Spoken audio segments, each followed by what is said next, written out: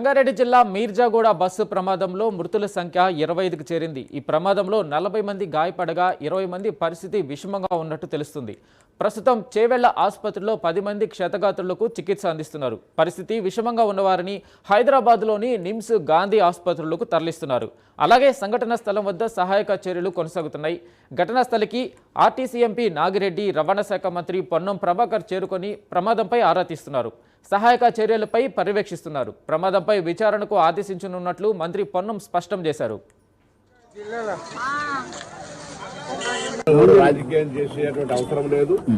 ప్రభుత్వం వెంటనే స్పందించి క్షతగాత్రులందరికీ మెరుగైన వైద్య సేవలు ఇప్పుడున్నటువంటి మహేందర్ రెడ్డి గారి హాస్పిటల్లో కాకుండా ఇంకా ఎక్కడికంటే అక్కడికి సూపర్ స్పెషాలిటీ హాస్పిటల్ కూడా పంపి ట్రీట్మెంట్ చేయమని ప్రభుత్వం నిర్ణయం చేసింది. అదేవిధంగా చనిపోయినటువంటి వాళ్లకు అందరికీ ఇక్కడనే పోస్ట్ మార్టం చేసి వాళ్ళ యొక్క బాధ్యతను వాళ్ళ కుటుంబ సభ్యులకు అందజేయడానికి నిర్ణయం తీసుకుంది.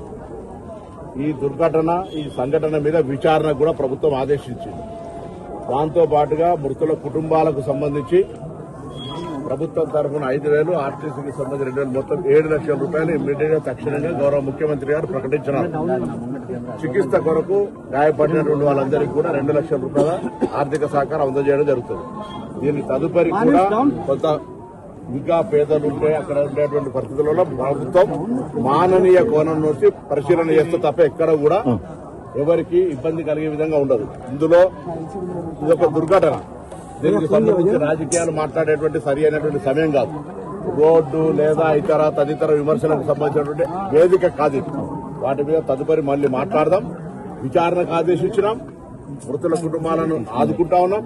క్షతగాత్రులకు సంబంధించినటువంటి సరి అయిన మెరుగైనటువంటి చికిత్స అన్ని రకాలుగా మొత్తం మా ప్రభుత్వ ప్రతినిధులు అందరం కూడా ఇక్కడ ఉన్నాం. మొత్తం ప్రభుత్వం నుండి ఇప్పుడే టెలికాన్ఫరెన్స్ చీఫ్ మినిస్టర్ గారు శ్రీధర్ బాబు గారు, మా ఆర్టీసీ ఎండీ, సిపి గారు, కలెక్టర్ గారు, అందరు ఉన్నతాధికారులతో కూడా ఇప్పటిదాకా టెలికాన్ఫరెన్స్ చేయడం జరిగింది. తక్షణమే అన్ని రకాల చర్యలు తీసుకోవాలని అన్ని డిపార్ట్మెంట్లకు సంబంధించిన అధికారులకు ఆదేశాలు ప్రభుత్వం ఇచ్చేస్తారు. రాజకీయం